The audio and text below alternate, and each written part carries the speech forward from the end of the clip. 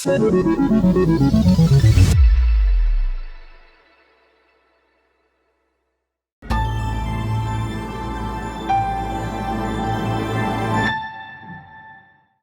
friends, I'm Les Mood, your host. Thank you for tuning in to the Destination for Innovation, a partnership between the City of Bakersfield and GreenTech Network. We're at CSUB, my alma mater, and we have a special guest today. Welcome to the show. Thank you so much, Les. Happy to have you on campus for some really exciting conversation. Absolutely, Dr. Watson. So, Dr. Watson, can you share a little bit about yourself and maybe something that the world doesn't know about you? I think probably what I would love for most people to know about me is that I am the first in my family to graduate from college. Wow. I'm the oldest of 5. My father was an auto mechanic, and my mother had the privilege of staying home and raising 5 kids. And so first in my family, and it has changed the trajectory because now the 12 nieces and nephews that have come since have all entered post-secondary. So really a testament to my parents' belief in the power of education. I'm so fortunate. So education means obviously a lot to you for what it's done for your family and what you're doing now. Can you share where that started, where your journey began in the education industry? Sure. So, I have this kind of circuitous career path. As the first in my family to go to college, I was raised in Los Angeles, and we knew a lot about UCLA. We knew a lot about USC, and so those were 2 obvious choices. But back in the day, when you typed your applications on a typewriter and you looked at majors and courses in paperback catalogs, my mom said, I think there's a state system that you should think about. So we got that catalog, looked through it, and decided that I wanted to be a business communications major, and that was a course of study offered at Cal Poly San Luis Obispo. Never been there, but applied to all 3 of those schools, SC, UCLA, and Cal Poly SLO. And was fortunate to get into all of them. And then it was about visiting the campuses. Well, I learned early on that USC was going to be out of my price range. I couldn't spend all of the college fund with 4 siblings behind me. So I told my parents I didn't want to even look at USC. We went to UCLA and walked into the freshman dorms, and I said, I'm not sure this is the right place for me. So my mom was at that point kind of frustrated. And she said, well, it looks like you're going to Cal Poly. And so here I was, 17 years old. They took me up to Cal Poly and left me. And as I assimilated into the courses and got to know people, I started thinking about, gosh, business communications. That's an interesting topic and one I wanted to learn more about, but I didn't really see what the career path was for that particular major. And I thought, I want to make sure that when I finish with college, I have a set of skills that I will always be able to support myself. And so I transferred to the School of Business and became an accounting major. So went through the accounting program, became a CPA, came here to Bakersfield to practice with a local firm. Did that for a little bit of time, went back down to Los Angeles, got to work for Deloitte back in the day when it was the Big 8.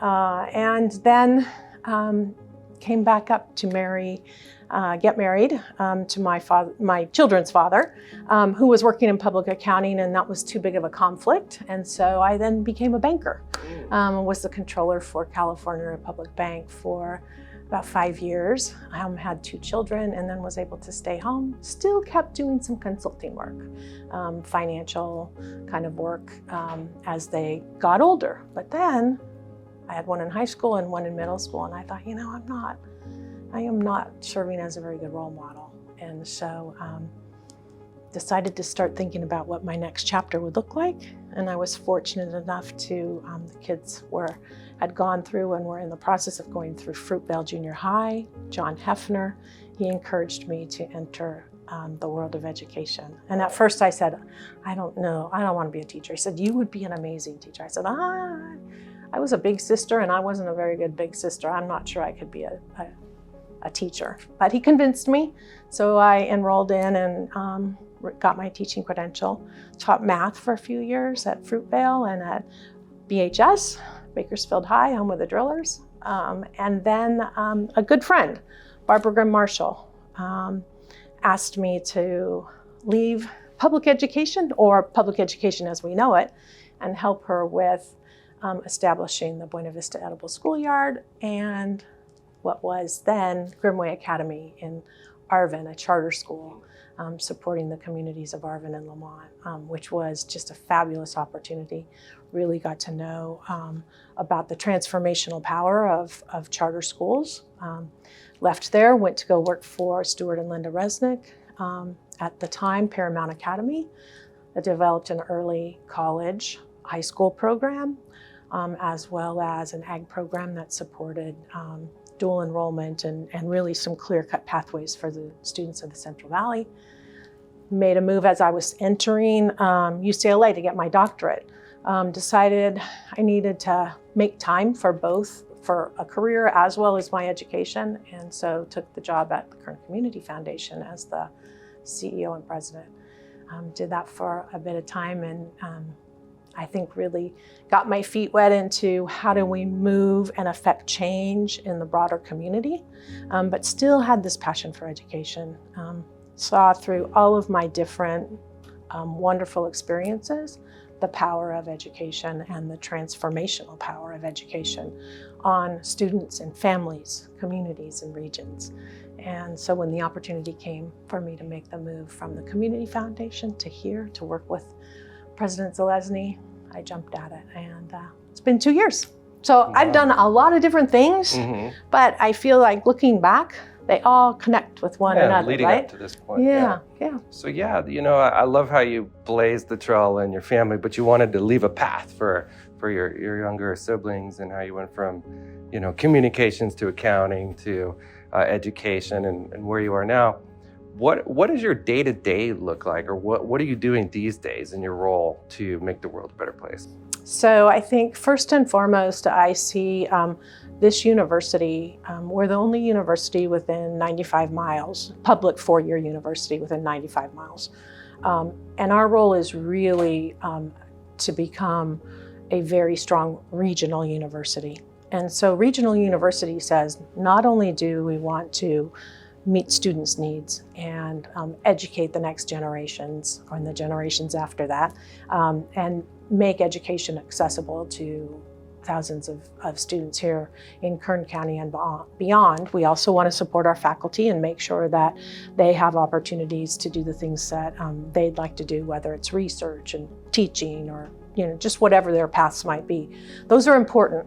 But as a regional university, we also must expand and think about what is our role as it relates to the region. What's our role in terms of workforce development? What is our role in terms of supporting industries and the various economies? We have to think bigger. And so that's what I get up every day thinking about. What does it look like as CSUB, 50 plus years old? What is the next chapter in our life? And for me, the next chapter is for us to become that true regional champion. Absolutely. Well, it's very interesting, the university is going through major growth and transformation. Same thing with the city and the county. What would you say in, speaking of growth and, challenges, what are some challenges that you might be able to point to, and maybe some triumphs associated with those challenges in your career? Absolutely. So I think we are in an interesting, I would say, geographically, as well as from an industry perspective. So much about Bakersfield and Kern County is kind of niche, oriented. And so we have prospered and we have grown and we have done amazing things because of the work ethic that is embedded into the culture of the region. But sometimes that can get in the way, because sometimes we're very reticent to do things differently. We like to do things the same way we've always done them, right? And yet we have so many opportunities in front of us if we could just expand what our vision might look like. And so that's where A Better Bakersfield, Boundless Kern came from, B3K Prosperity. How do we think about developing an inclusive economic development plan and activities that are forward-thinking and solutions-oriented and not just stuck in the way that we've always done things. So I think that has been one of the highlights for me, is getting that launched through the Community Foundation as well as partners with the Chamber. CSUB was first at the table on that, the EDC and others, to really think about how do we come together, break down those silos, think differently about doing things. And, you know, right here on campus, how do we think differently? How do we move from no being the first word out of our mouth to, that's interesting. Let's think differently. Let's consider what our options might be. Absolutely. And speaking of options and, careers and, our community and the broader, industry, what would be some advice that you would like to share? Advice? I think that our industry, our business community, our municipal governments, be open-minded, think about ways that together we can solve problems. There's no one perfect solution to any one of the problems that we're facing, whether it's our educational outcomes, our healthcare disparities, our industry challenges, the headwinds that we're facing. There's not one single solution. So it's incumbent upon all of us to just change slightly our mindsets to say, let's work together, let's solve some problems, and let's be solution oriented. Love it. And, speaking of open-mindedness, this next part of the interview is kind of like a thought experiment, thinking past the limitations, the roadblocks, the hurdles that we have, thinking what are those possibilities that you would like to see happen. Are you ready? Sure, absolutely. All right, cool. So the first question is low-hanging fruit. What can we do as a community, as an industry? What can people do as low-hanging fruit to advance a better world?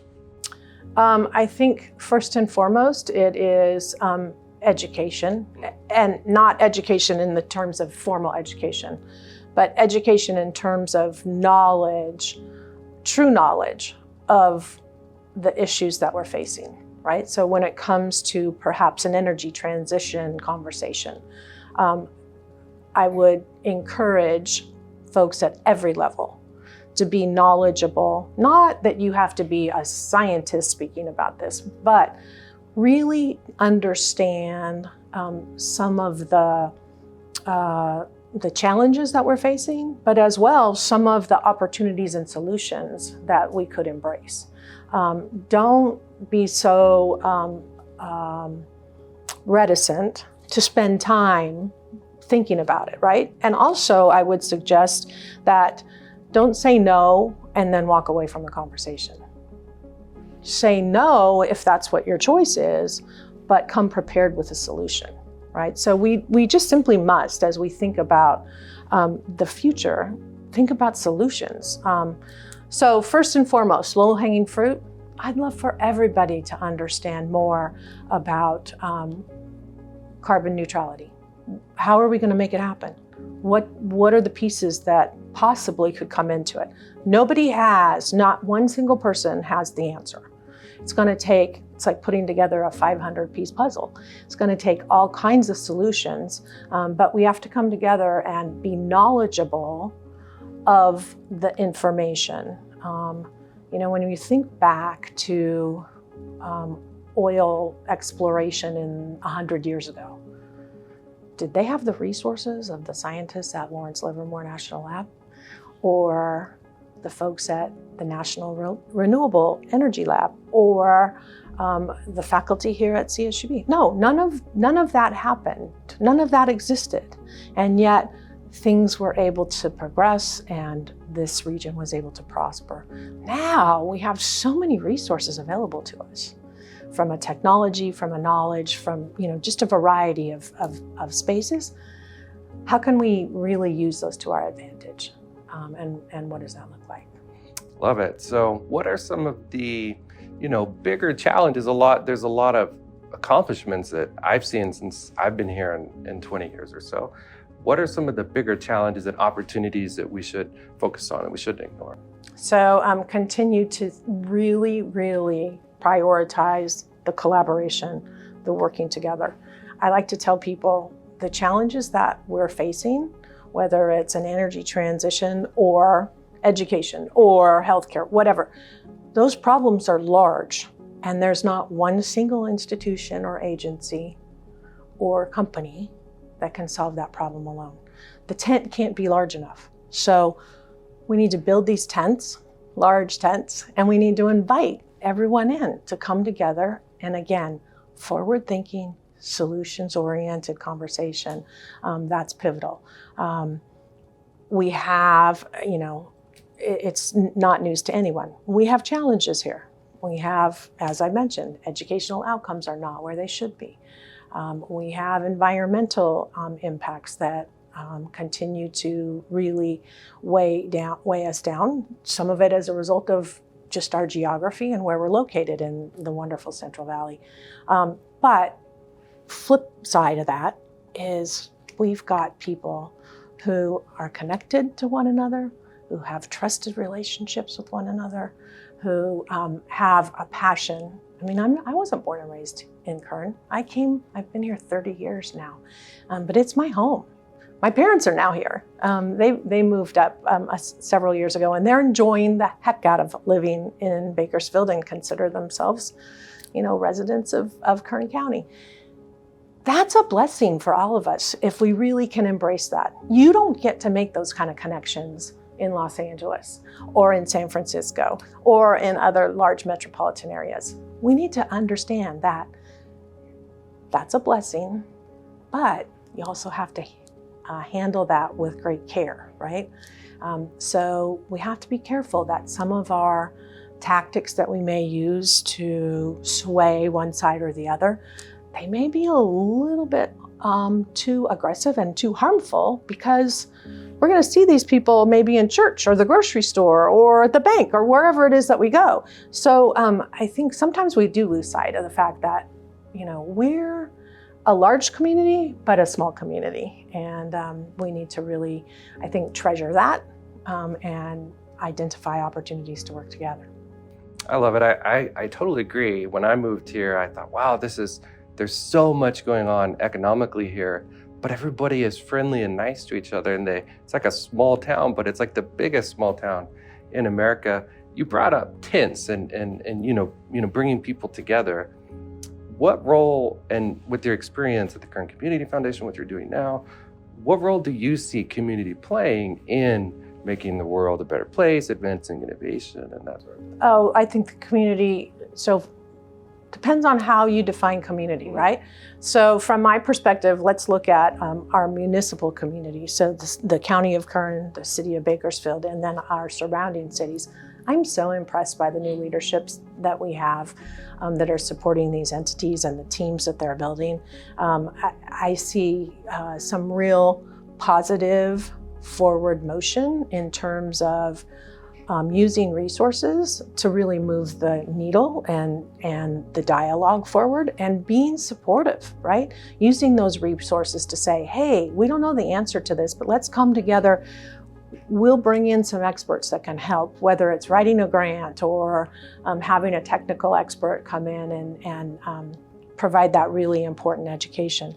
Our municipal community is really stepping up, and that's key. Our business community, I've seen a bit of a change since we launched B3K. When we came back from speaking with the governor about B3K and what our vision was, we had many, many people say, you were just up talking to the governor about energy transition. We are not going to support energy transition. Well, that was 3 years ago, and here we are now. People have begun to understand through our ability to communicate and through us being able to say, wait, we did not say the word transition for about 18 months, but it's now been brought into our vocabulary, and people now understand transition means different things to different people, but transition is just the process that we're going through, right? So if we say the word transition, it doesn't automatically say we're capping all the oil wells and we're stopping any production. No, it means what does the evolution of that industry look like, and If we think about transition, it's what are the new opportunities that we're going to bring forward for these industries? And not that I'm going to do that. I mean, they've got teams of people that are figuring it out, and they're starting to figure it out, and we're seeing the resources that are coming to support this work, figure it out. But for a long time, transition meant we wanted to put an end to any oil and gas production, and people are starting to understand that better. But our business community, they're a really resilient group of people. Again, their foundation is hard work, blue collar, let's get the job done. And we continue to see that over and over again. And then, of course, just our our community members at large. They're here for the right reasons. They're here because they want a better place for their kids. They want to see them be educated and have all of the opportunities, maybe some opportunities that they didn't have. But we see that our community is a very resilient community, and one that I think is going to do great things at moving the work forward. Yeah, I think Bakersfield is a strong community myself. From my experience and talking about energy transition, I really like the evolution, right? That's a phrase that's popular in the area, but personally, I like the word transformation. It is a transformation. I think that we're in the midst of the transformation. It's really exciting to see, as you mentioned, the municipalities and the different parties in the community coming together, and that's why we're here today, thanks to the city of Bakersfield. And so I'm curious, when the dust settles at the end of your career, maybe at the end of your life, and you're reflecting back, what would you like to have seen happen as a result of your efforts? Well, I think from a general perspective, I would like to see our region have a more inclusive economy. The market assessment that was performed through B3K indicated that more than half of our residents here in Kearns still live below or require some form of social safety net, right? And I would love for that number to drop into the 20s, the 30s, right? Because unfortunately, what we also found from that study is that of that group that still relies on whether it's food stamps or some form of subsidy, 2/3 of those people are getting up and going to work every single day. So it's incumbent upon us to think about how do we bring more quality jobs to the region?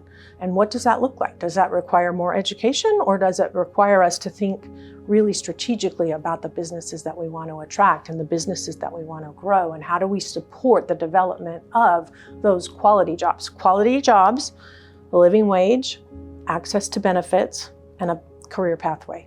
That's how we define quality jobs. And so B3K has said in the next 10 years, we want to see 100,000 jobs either transition to become quality jobs or attract new jobs. And we do that through traded sectors, which are agriculture, aerospace, advanced manufacturing, entrepreneurship, and business services. So we have a roadmap. At the end of the day, it's like eating an elephant. And some days I wake up and think, oh my gosh, we can't do this. But generally speaking, I think we're moving in the right path. And so I would love to see this region, again, that inclusive economy will affect so much. Through an inclusive economy, we'll see education outcomes improve. We'll see health outcomes improve. We'll see things happen if we can get people to a point where they have quality jobs that can sustain their families. Absolutely. Wonderful. And, this is, in my view, California and Bakersfield particularly still is the land of opportunity. And we're here talking about Bakersfield as the destination for innovation for that reason, and talking about jobs and opportunity and making sure no one is left behind. Do you see that a just and equitable energy transformation is possible? And if so, how? Oh, I absolutely think that it's possible. And I think it's possible through a number of different mechanisms and levers, right?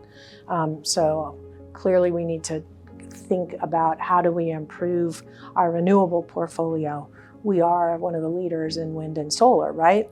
And how is wind and solar being used? And I know that the scientists are working hard at identifying opportunities to continue to improve that. I think we're blessed with having a geology that will allow us to consider carbon sequestration. The testing needs to be done. We want to make sure that it's done safely. But I don't think we should turn our backs we embraced oil when it came out of the ground, a gift from the earth, from the right? And so we can't turn our backs on the fact that we have the geology, and there's very few places in this world that have the same geology that we have. So I think there's an opportunity to consider that.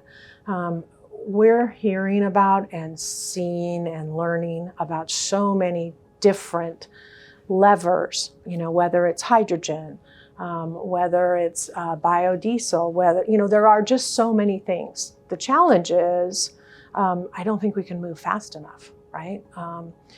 When we think about carbon neutrality and the mandate that is looming in front of us, it's going to take all of us coming together, and not just all of us in Kern. Yes, we do need to be on the same page in Kern, and we're hopeful at the university that we can play a role in bringing people together for honest, thoughtful conversations. We're a nonpartisan entity, right? And so we're hopeful in Kern to have that happen, but we also need various regulatory agencies and others to understand what we're trying to do and to help and support that process as we think about what the future looks like. There's not one silver bullet. If that were the case, I think we would have figured it out a while ago.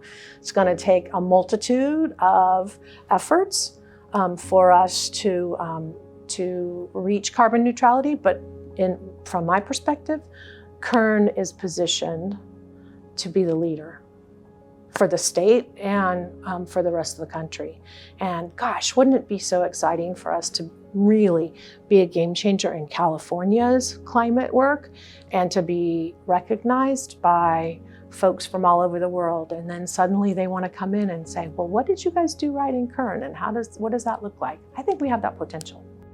I agree. I think we're really modeling the future, and it's a collaboration not just here locally, but it's national, it's statewide, it's international in many ways, and this is not a competition, as one of the guests in the past had said. To decarbonization is really not a competitive thing. We have to work together, and it's just amazing and inspiring what you're doing, what others are doing in the community to bring people together. So thank you for coming on the show and sharing your vision with us. Absolutely. Thank you for having me and letting me spread the word. Absolutely. And thank you for joining us in the Destination for Innovation campaign. We're here to connect, collaborate, and create new possibilities. So be sure and connect with Dr. Kristen Watson online. Follow the path here that's going on at CSUB. And stay tuned for the next episode. We'll see you soon.